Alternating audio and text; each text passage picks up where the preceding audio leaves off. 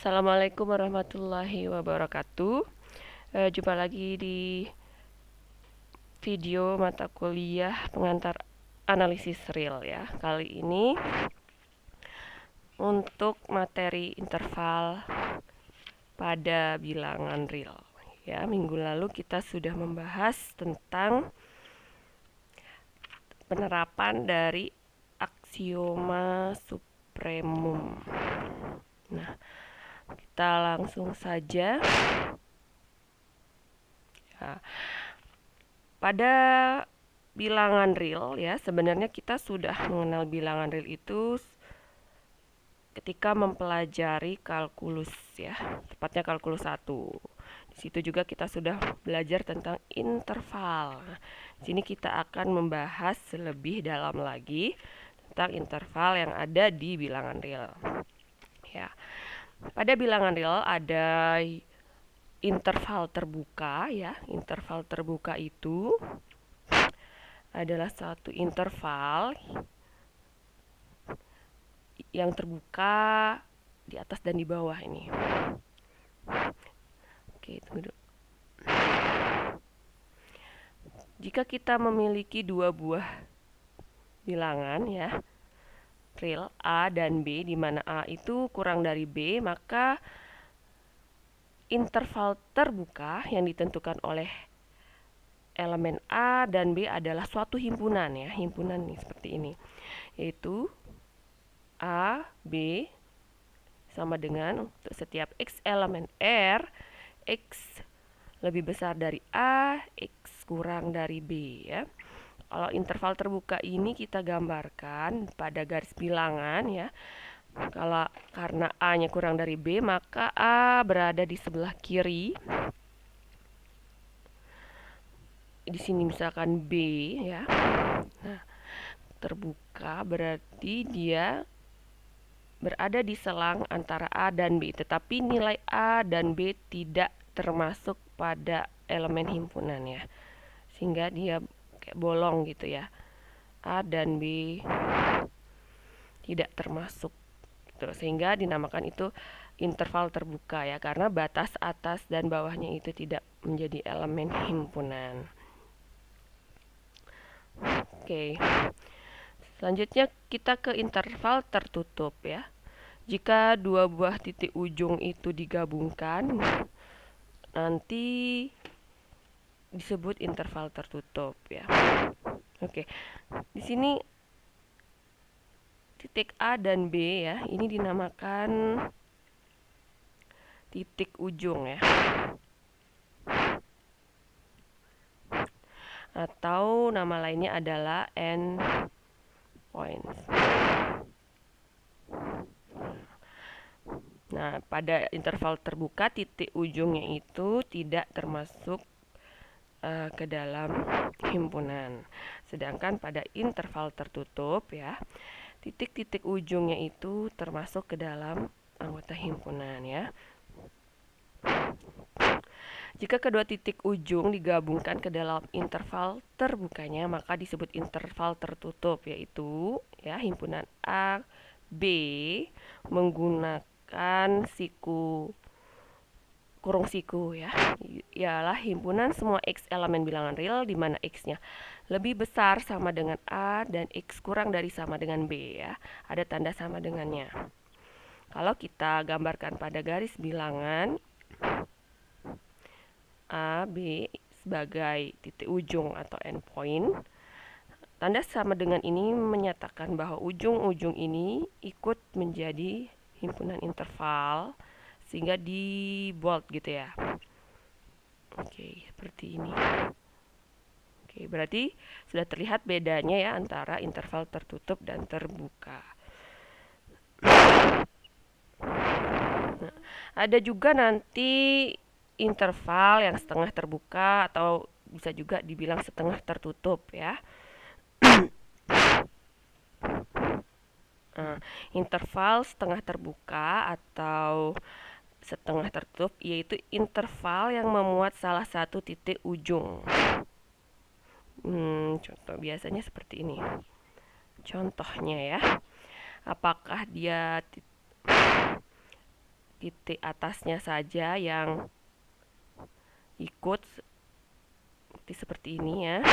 Ini kita notasikan sebagai A, B ya. Kalau titik oke, ini aja A. Kalau seperti ini ya, B ini interval setengah tertutup di bawahnya, di atas. Oke, maaf nih. Kita ke sini. A, B berkurang siku seperti itu. Nah, masing-masing dari interval tersebut ya mempunyai panjang ya. Panjang dari interval itu didefinisikan sebagai B min A. Ini adalah panjang ya. Panjang interval. Nah, bagaimana kalau nanti ada kasus nilai A sama dengan B? Maka interval terbukanya itu berkorespondensi dengan himpunan kosong ya. Sehingga kita dapat menuliskan A, A itu adalah himpunan kosong. Nah, kalau ini himpunan terbuka, kalau dia tertutup berarti A, A ya, dia dirinya sendiri ya, A, hanya A saja elemennya. Nah, selanjutnya ada beberapa jenis interval yang tidak terbatas ya, biasanya dinotasikan dengan tak hingga seperti ini ya. Seperti angka 8 yang tidur gitu. Bisa dinyatakan sesuai dengan letaknya, yaitu positif tak hingga atau negatif tak hingga. Nah, kadang juga ini digunakan sebagai simbol ya, untuk menyatakan suatu himpunan itu tidak ada batasnya pada salah satu ujung gitu. Nah, contohnya aja interval terbuka tak terbatas ya. Nah, interval terbuka tak terbatas ini adalah misalkan ujung bawahnya itu A, kalau ditulis sebagai himpunan semua X elemen bilangan real di mana X lebih besar dari A ya. Semua himpunan yang lebih besar dari A. Atau bisa juga yang tidak terbatas, tidak berujung itu adalah batas bawahnya ya, sebagai negatif tak hingga ya. Kalau ini kita gambarkan ya, misalnya ini ke dalam interval garis bilangan ya. Ini A-nya berarti ya untuk X yang lebih besar dari A, berarti terus ke kanan ya, tanpa tidak berhenti, di mana A-nya itu tidak ikut. Sedangkan kalau ini berarti dia ke kiri ya, tidak berhingga, tidak ada ujung bawahnya. Selanjutnya himpunan pertama di atas tidak mempunyai batas atas ya, tidak ada batas atasnya ini kalau digambar dalam garis bilangan seperti ini ya. Dan yang kedua ini min negatif tak hingga sampai B tidak mempunyai batas bawah ya. Nah, selanjutnya himpunan A, himpunan terbuka A sampai tak hingga ini sering disebut dengan sinar terbuka atau open array. Seperti itu. Selanjutnya ada yang dinamakan interval tertutup tak terbatas ya. Sebenarnya dia mirip dengan interval terbuka tak terbatas ya. Hanya saja ujung-ujungnya itu, ujung atas dan ujung bawahnya itu ikut ya. Ini kalau digambarkan pada garis bilangan, A-nya itu di bold seperti ini, tetap ke kanan ya, seperti itu. Sedangkan kalau yang ini B-nya di bold ikut ya, sebagai elemen interval ke kiri ya, tidak ada batas bawahnya. Selanjutnya himpunan tertutup ya, A tertutup di mana nih, di bawah, sampai tak hingga disebut juga dengan sinar tertutup. Ya. Oke, selanjutnya untuk himpunan R ya, itu dapat ditulis sebagai ke dalam interval ya, dari negatif tak hingga sampai tak hingga. Ya, ini didefinisikan sebagai R. Oke, kalau ada tanda titik 2 sama dengan ini itu artinya definisi ya. Nah, selanjutnya bahwa tak hingga dan negatif tak hingga bukan elemen dari R ya. Udah, kalau dalam garis bilangan ya sudah seperti itu. Semuanya di garis diarsir ya. Selanjutnya kita ke mana nih? Teorema karakteristik interval. Teorema ini menyatakan bahwa jika S adalah subset dari bilangan real yang memuat sedikitnya 2 titik dan mempunyai sifat jika X, Y elemen S dan X kurang dari Y ya, maka interval tertutup ini X, Y subset S itu X, Y ini subset dari S, maka S merupakan suatu interval ya. X dan Y ini elemen S, di mana X kurang dari Y. Seperti ini, berarti X, Y.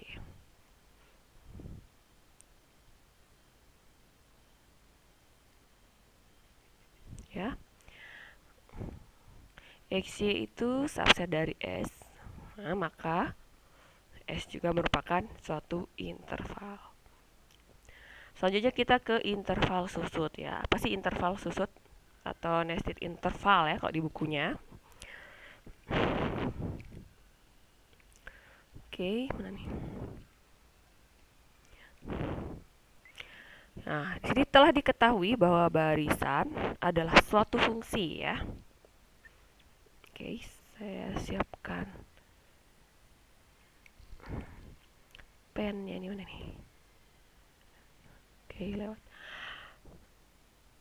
Barisan adalah satu fungsi ya, fungsi dari bilangan asli ke suatu himpunan tak kosong ya. N itu himpunan asli, bilangan asli. Oke, ketemu nih kursornya.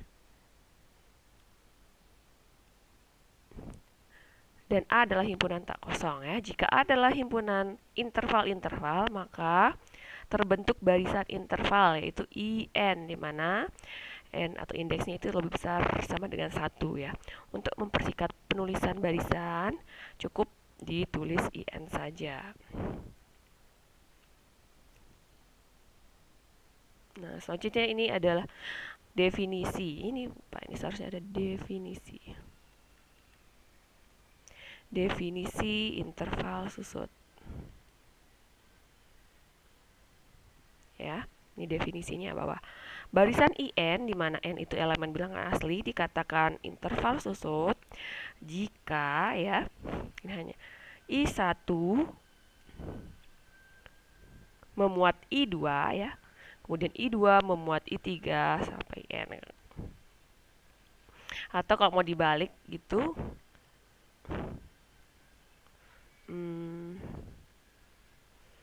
IN plus 1 subset dari IN termuat ya sampai, ini bisa dibalik ya, I3 subset dari I2 dan I2 subset atau termuat di I1. Ini definisi dari interval susut ya, saling menguat gitu.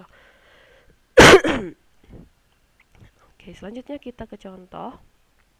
Contoh interval susut itu seperti apa ya? Nah, contohnya jika kita mempunyai suatu barisan IN. IN ini ternyata interval dari 0 sampai 1 per N, di mana N elemen bilangan asli. Kemudian ada I1 isinya adalah interval 0 sampai 1. I2-nya dari 0 setengah, I3 sampai dari 0 sampai sepertiga dan seterusnya. Maka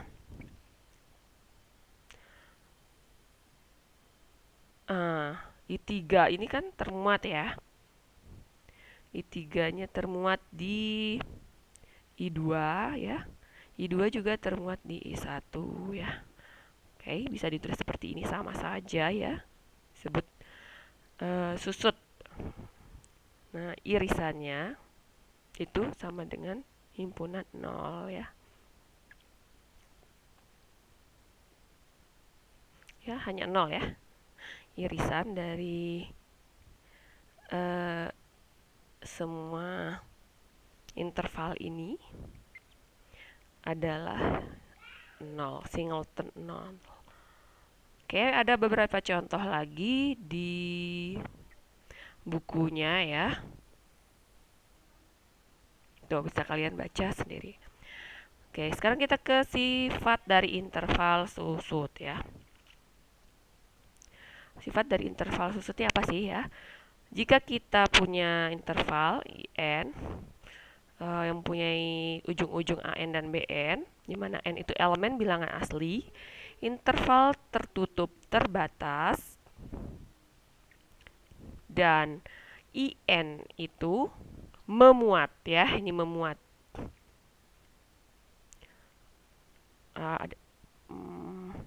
Memuat N IN plus 1 untuk setiap N elemen bilangan asli atau interval susut, maka irisannya itu tidak sama dengan elemen bilangan real sedemikian sehingga si ini elemen IN untuk setiap N elemen bilangan asli ya. Selanjutnya, jika panjang dari interval itu sama dengan BN dikurangi AN, memenuhi sifat infimum dari BN dikurangi AN untuk N elemen bilangan asli ya, infimumnya ini sama dengan 0. Maka elemen berserikat C disebut tunggal. Ini sifatnya ya. Buktinya bisa kalian lihat di buku Royden ya. Selanjutnya kita ke himpunan terhitung atau countable set. Jika diberikan IN, I cantik N ya, I cantik N, di mana IN itu adalah himpunan 1, 2, 3 sampai N dengan N bilangan asli ya. Dua buah himpunan A dan B dikatakan ekuivalen ya, ditulis A ekuivalen B, itu notasinya keriting kayak gini ya. A B ekuivalen. Jika ada fungsi bijektif ya, F di mana memetakan A dari mengatakan A ke B. Contohnya ya, gimana sih? Jika A itu 1, 2, 3 dan B itu A, B, C ya, maka A ekuivalen dengan B ya. Ya, karena dia memenuhi pemetaan bijektif yaitu 1, 1 dan pada ya. Kalau contoh kedua, dengan menggunakan A yang sama, misalkan fungsi A ke C, di mana C-nya W, X, Y, Z ya. Maka ini bukan pemetaan bijektif ya, karena ada pasangan. Ada elemen C yang tidak mempunyai pasangan ya. A tidak ekuivalen dengan C. Selanjutnya, suatu himpunan dikatakan tak berhingga atau infinite jika himpunan tersebut ekuivalen dengan salah satu himpunan bagian sejatinya ya. Jika tidak demikian, maka himpunan tersebut dikatakan berhingga atau finite atau ekuivalen dengan IN ya. Contohnya, himpunan A ini kan 1, 2, 3 itu berhingga ya.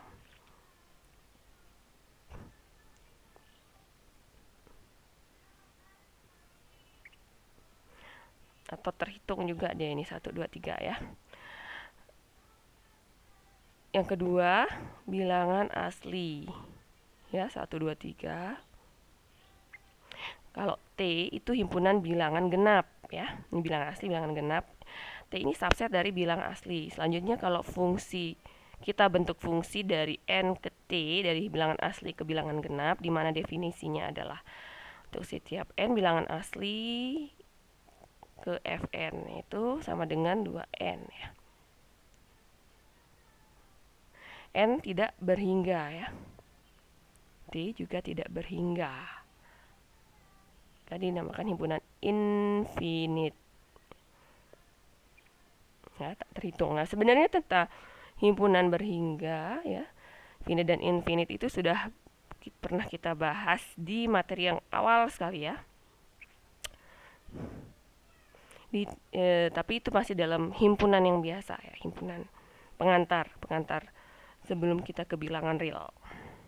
Nah, ini diulas sedikit saja, diulas lagi ya. Selanjutnya denumerable juga pernah kita bahas ya di video pertama di analisis real ini ya. Suatu himpunan D dikatakan denumerable jika D itu ekuivalen dengan bilangan asli ya. Suatu himpunan dikatakan terhitung atau countable jika himpunan tersebut berhingga atau denumerable, terhitung ya. Terhitung dan berhingga. Jika tidak, maka dikatakan tak terhitung atau uncountable atau non-denumerable. Selanjutnya, himpunan yang tidak ekuivalen dengan bilangan asli, ya itu untuk himpunan yang tak terhitung. Ya, himpunan yang tak terhitung dia tidak ekuivalen dengan bilangan asli. Sedangkan himpunan yang terhitung dia ekuivalen dengan bilangan asli, yaitu ekuivalen itu gimana? Bisa dibentuk pemetakan yang bijektif ya dari suatu himpunan tersebut. Jika himpunan A terhitung, maka A dapat disajikan sebagai ya X1, X2, X3 sampai dengan Xn, di mana tidak ada elemen yang sama ya. Xi tidak sama dengan Xj ya, untuk setiap I tidak sama dengan J ya. Ini contohnya. Himpunan kosong ya, yang pertama himpunan kosong itu terhitung berhingga.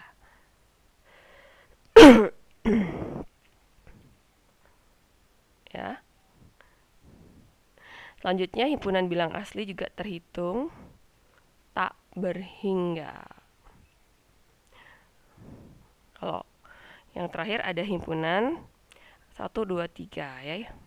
A, himpunan A ini merupakan yang terhitung dan berhingga. Dia terhitung, bisa dihitung ya 1, 2, 3, dan berhingga artinya kita menghitungnya itu ada titik hentinya ya, berhenti ya sampai 3 nih. Kalau bilangan asli kan banyak sekali ya, 1, 2, 3. Dia terhitung ya, tapi dia tidak berhingga. Artinya kita tidak tahu sampai kapan berhenti menghitungnya itu ya, tidak berhenti di satu titik. Seperti itu ya. Sekarang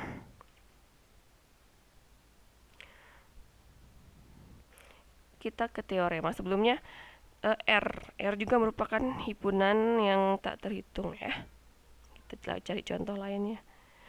Bilangan real itu juga merupakan bilangan ya, himpunan yang tak terhitung.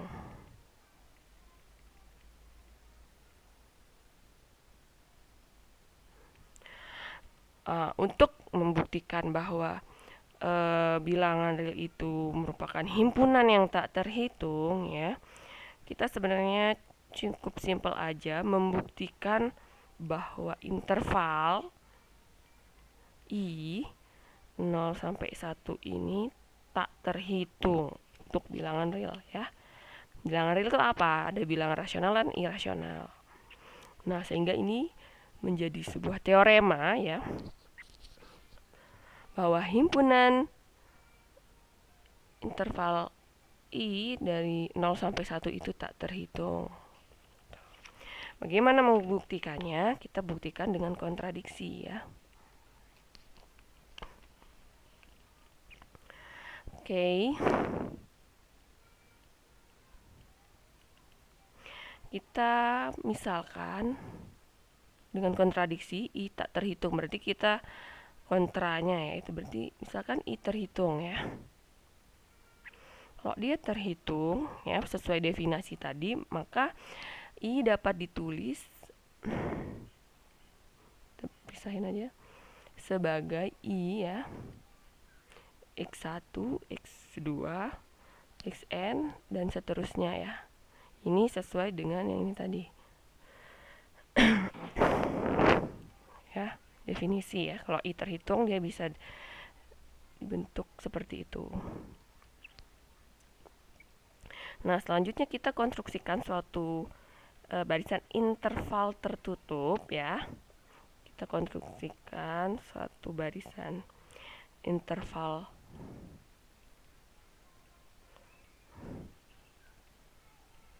tertutup ya, terbatas, dan nested atau susut. Dan infimumnya itu adalah 0 ya. Gunakan yang ini. Mana tadi ya? Ini. Pakai sifat interval susut ya.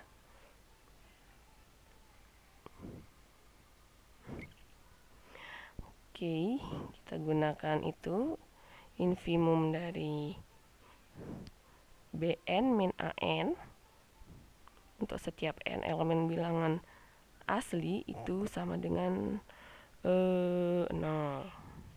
Selanjutnya interval ini ya, dari 0 sampai 1 ini kita bagi ya, bagi 3 menjadi ini, anggap saja ini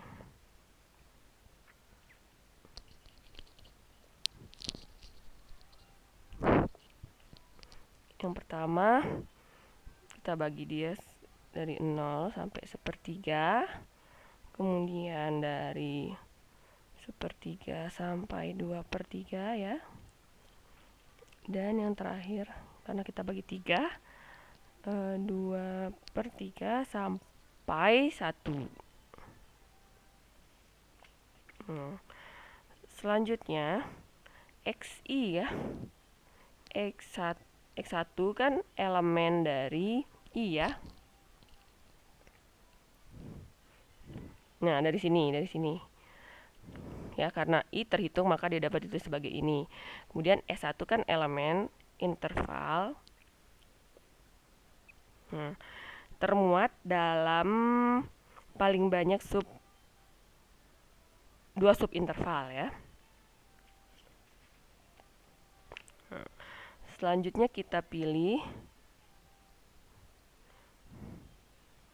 interval misalkan yang tidak memuat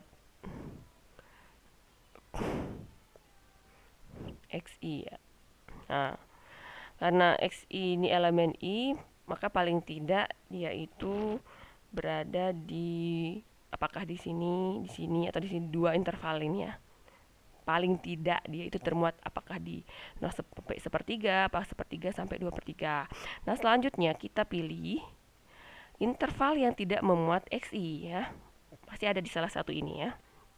Kita namakan saja sebagai I1 yang elemennya adalah yang ujungnya S1 dan B1 ya.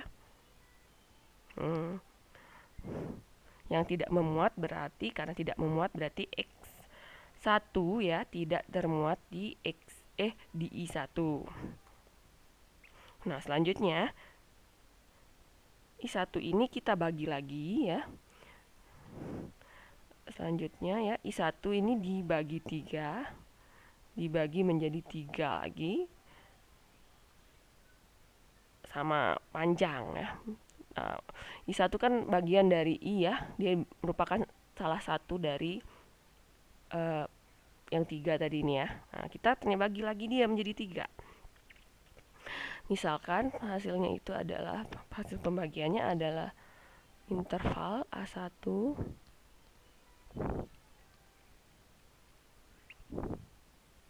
ya, sama panjang ya. Ini A1 plus 1/9 sampai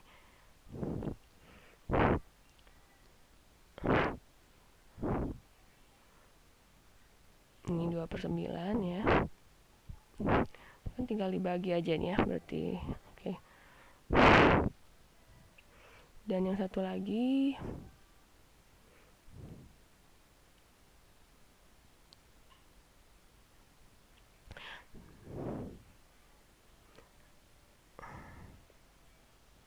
A1, sambungannya 1 plus 2/9 sampai B ya, B1.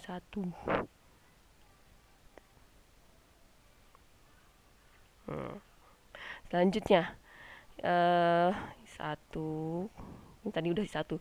Dari hasil pembagian interval ini yang sama panjang ini, kita pilih lagi ya interval. Kan kita tahu dari tadi X2 juga elemen I ya.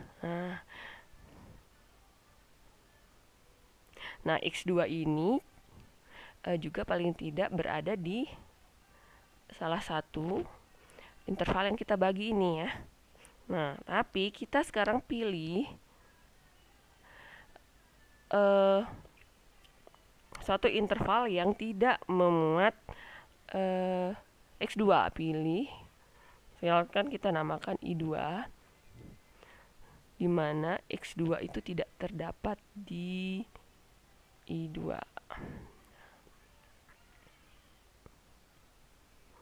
Nah, I2 itu diambil dari salah satu yang udah dibagi tadi ya, dibagi 3 ini ya, 1, 2, 3 ini dipilih.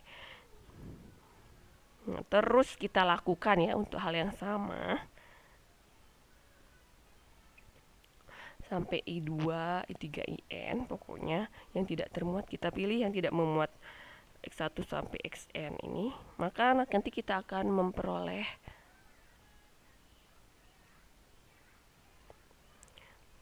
barisan interval yang tertutup ya.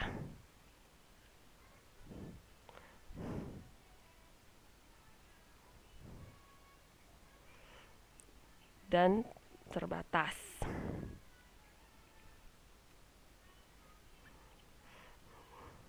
Sehingga dia nanti I itu memuat I2, ini 1 memuat I2, ini kan I1 memuat I2. Pokoknya kalau kita teruskan lagi, kita bagi ini lagi 3, kemudian kita pilih lagi interval yang tidak memuat X3 gitu ya, maka akan terbentuk seperti ini.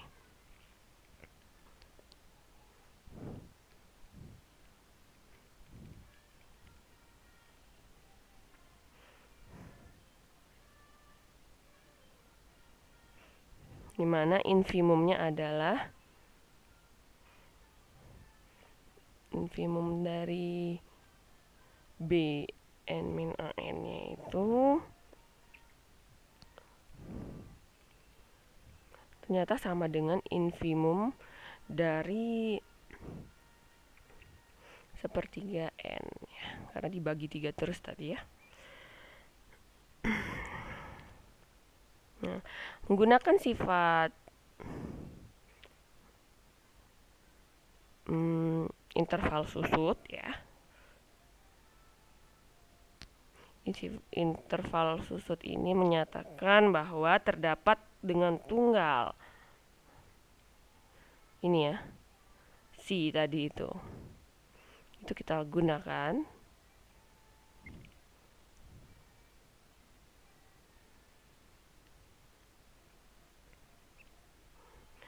Oke, gunakan sifat itu banyak nih, sifat interval susut tadi,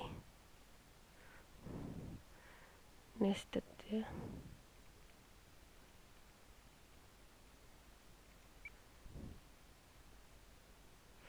Maka terdapat Y, kalau di sifat tadi si ya, elemen irisannya dari IN. Dimana ini dari n-nya dari 1 sampai tak hingga ya. Nah, karena ada irisannya ya, y ini, berarti kan y ini elemen interval itu ya. Nah, y elemen interval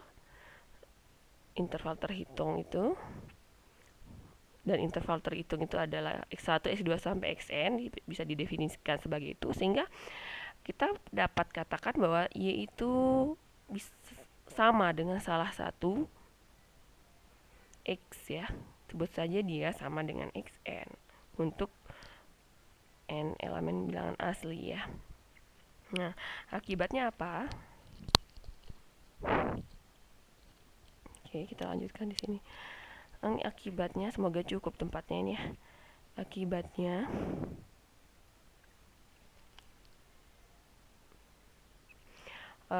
xn ini elemen dari irisan ya, kan karena sama dengan y ya.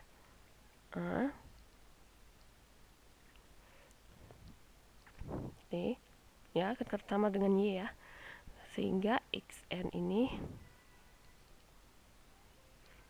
untuk xn bilangan elemen in itu maksudnya gini, karena y itu menggunakan sifat nested interval, maka ada y ya, elemen irisannya, dimana y anggota i. Nah, i itu bisa ditulis sebagai x1, x2 sampai xn, maka bisa y itu bisa akan sama dengan suatu xn ya. Nah, akibatnya xn itu anggota irisannya juga ya. Nah, anggota irisan xn, sehingga xn itu elemen dari salah satu in ya, bisa i1, i2, 3 sampai in ya. Nah, sedangkan ya, ini yang akibatnya ya, dari permisalan ini tadi, mana tadi?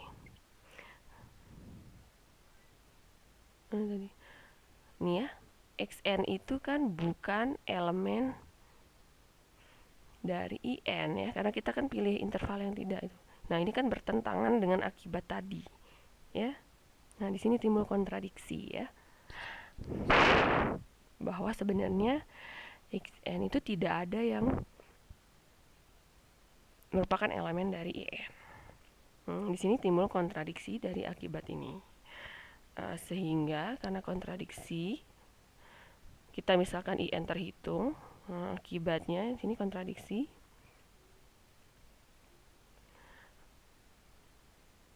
Akibatnya i 01 ini tak terhitung ya.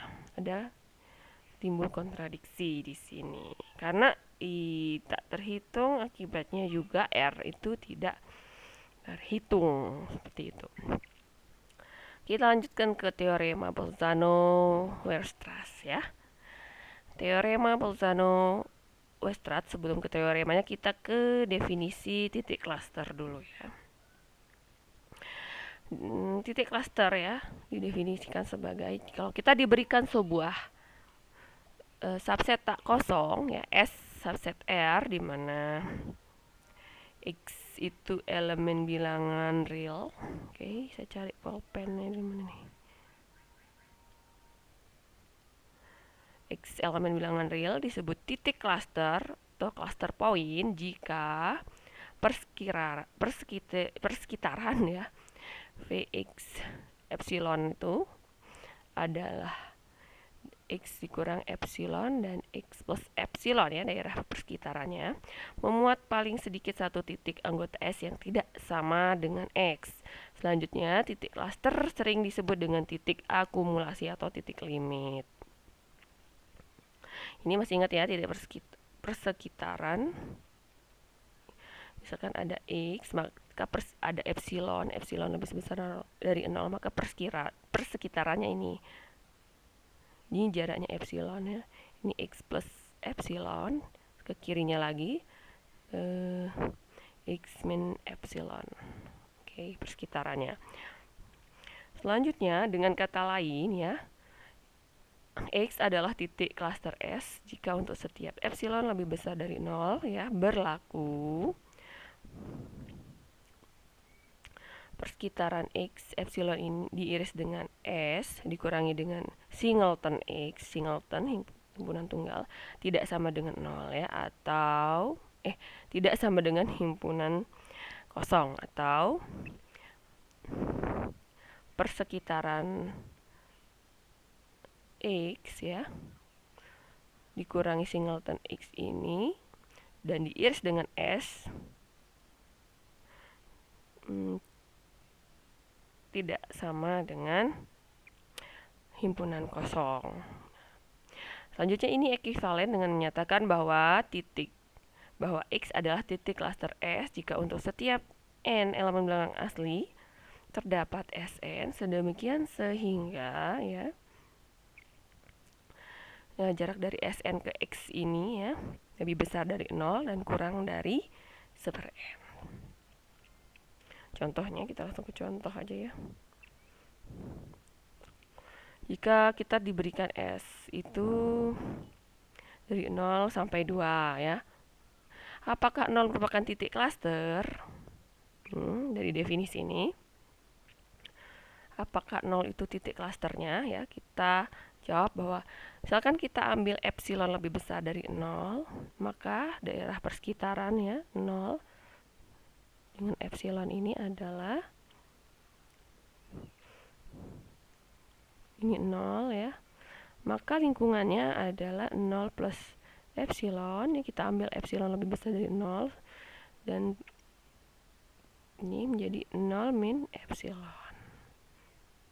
Ya. Nah, ini menjadi lingkungannya adalah negatif epsilon dan sampai epsilon ya. Selanjutnya menggunakan teorema densitas, maka 0 itu merupakan titik klaster dari S ya. Dan 0 itu bukan elemen S.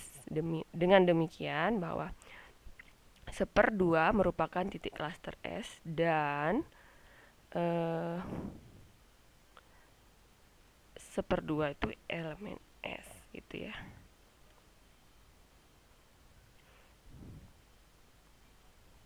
Untuk contoh selanjutnya ya, kalau kita diberikan himpunan A dari 1, 2 digabung singleton 4, apakah 4 itu titik klaster gitu ya. Ini ya titik klaster. Definisinya.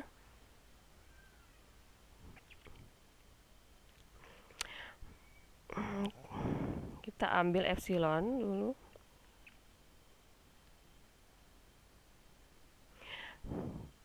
Dari 4 sehingga lingkungannya ini.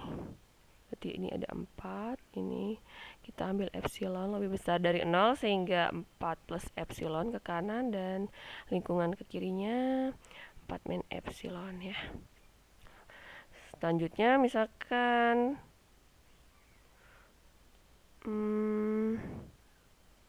kita ambil epsilonnya setengah ya, maka nih berlaku seperti ini ya. 4 min setengah, 4 plus setengah, 3 setengah, dan 4 setengah. Oke, diperoleh irisannya ya, kita cari irisannya. 3 setengah dan 4 setengah diiris dengan himpunan A itu ternyata himpunan kosong ya. Ini kan 1, 2, dan 4. Kita gambar seperti ini, 1, 2 itu adalah digabung 4 titik 4. Tidak ada irisannya ya dengan 3 setengah dan 4 setengah ini, sehingga 4 bukan titik klaster. Seperti itu. Sekarang kita ke teorema Bolzano-Weierstrass. Pembuktiannya panjang, nanti kalian bisa lihat di buku. Teorema ini menyatakan bahwa Untuk setiap subset R yang tak berhingga atau infinite dan terbatas mempunyai paling sedikit satu titik cluster ya. Teorema Bolzano-Weierstrass ini sebenarnya menjelaskan bahwa ya, setiap subset dari R yang tak berhingga, setiap subset R yang infinite dan terbatas ya, mempunyai paling sedikit satu titik cluster.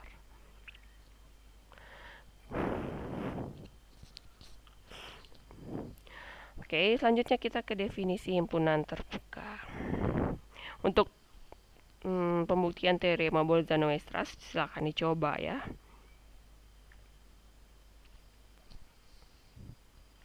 Sendiri ya. Oke. Himpunan G subset R itu dikatakan terbuka dalam R jika untuk setiap X elemen G ya, persekitarannya itu termuat di G juga gitu ya. Himpunan G dikatakan terbuka jika untuk setiap X elemen G maka persekitaran dari X itu termuat juga di G ya. Selanjutnya untuk F subset R itu dikatakan tertutup dalam R ya jika komplemennya itu terbuka. Kebalikannya berarti untuk membuktikan dia tertutup harus dibuktikan bahwa komplemennya itu terbuka ya. Untuk membuktikan dia terbuka berarti untuk setiap X elemen G menggunakan ini persekitaran juga subset dari G. Kita ke contohnya seperti apa.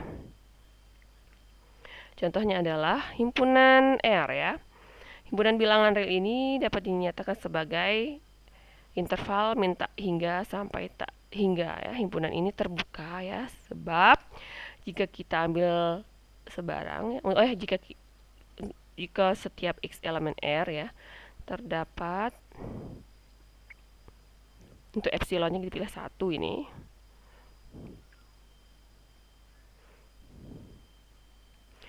Oke, ini X. Maka X plus 1 juga X min 1-nya ini masih subset dari R. Seperti itu. Bagaimana kalau untuk himpunan A yang dari 0 sampai 1 ya. Himpunan ini terbuka ya, sebab jika kita ambil epsilonnya minimum dari X per 2 dan X min 1 per 2 untuk setiap X. Coba dihitung aja nih ya. Maka persekitarannya atau lingkungan juga subset dari A. Coba gitu. Silakan dihitung aja ini. Ya, dimasukkan nilai epsilonnya. Nah, itu untuk menyatakan himpunan terbuka. Selanjutnya kalau himpunan tertutup ya. Berarti kalau himpunan ini tertutup, maka komplemennya atau himpunan di luar himpunan B ini harus terbuka ya. Himpunan B ya, ini tertutup sebab jika kita ambil X sama dengan 1, maka untuk setiap epsilon yang lebih besar dari 0 ya, ada yang bukan subset dari himpunannya itu, misalnya dia tertutup. Ini 1, maka sebelah kanannya 1 plus epsilon, sebelah kirinya 1 min epsilon. Karena dia tertutup, nah tertutup kan gini ya, maka yang ini itu bukan subset dari B ya. Nah, atau bisa juga ditunjukkan dengan menyatakan bahwa B komplemennya itu terbuka ya. B komplemennya ini adalah min negatif tak hingga sampai 1 digabung 2 sampai tak hingga ya. Tapi cukup sampai sini aja sudah paham ya. Nih kalau di nota seperti ini nih 1 ya. Persekitarannya sebelah kiri ini bukan ya elemen dari B karena tertutup. Sekarang kita ke sifat-sifat dari himpunan yang terbuka.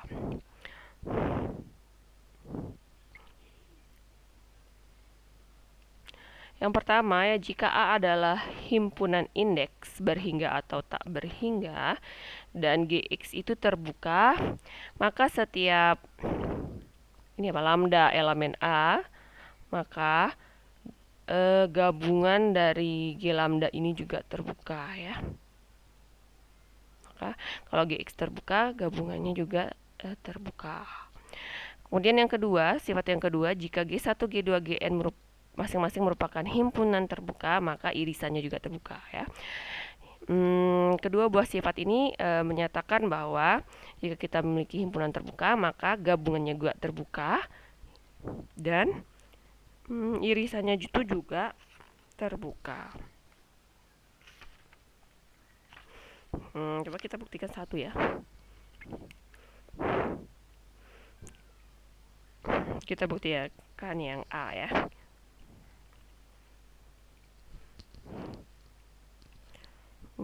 Kita misalkan G, kita namakan G itu adalah gabungan dari G lambda ini, di mana lambda elemen A ya. Dan kita ambil X, misalkan elemen G.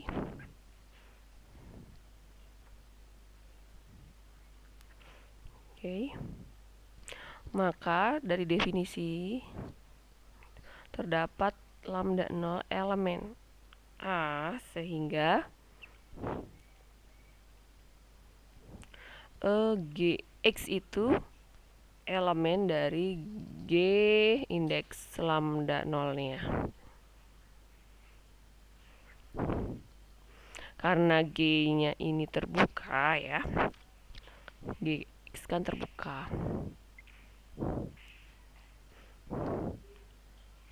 Ini lambda kayaknya nih. Salah tulis. Kan diketahui ya, G lambdanya itu terbuka. Ini G lambda ya, bukan Gx ini. Karena dia terbuka, maka dari definisi apa? Kalau dia terbuka, persekitarannya itu atau lingkungannya itu adalah subset dari G juga ya.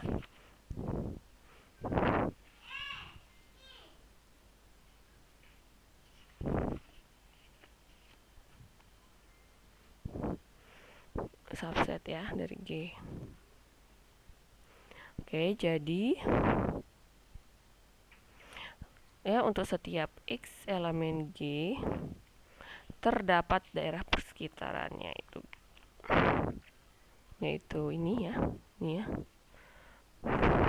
V X epsilonnya subset dari G, sehingga artinya apa? Artinya G yang sama dengan gabungannya itu juga terbuka ya.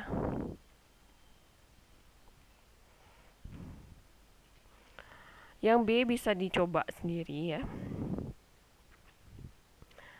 Misalkan irisannya itu suatu himpunan apa gitu ya, misalkan H gitu. Gunakan sifat-sifat himpunan, definisi dari himpunan terbuka.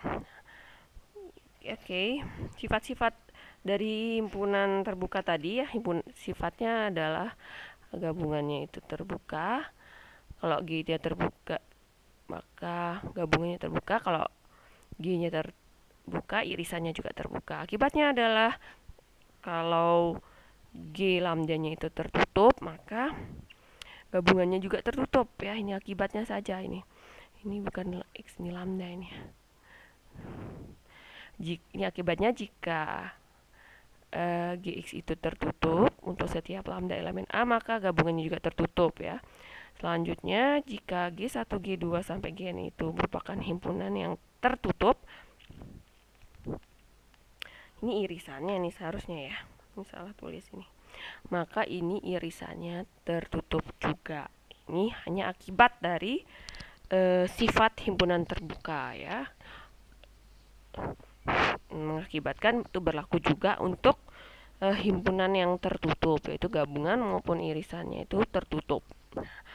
Oke, saya rasa sampai sini dulu penjelasan saya mengenai interval pada bilangan real. Kurang lebihnya mohon maaf ya, silakan dibaca-baca lagi bukunya. Kalau belum paham sekali, 2 kali, silakan dibaca lagi 3 kali, 4 kali ya. Oke. eh Jumpa lagi di video selanjutnya ya. Assalamualaikum warahmatullahi wabarakatuh.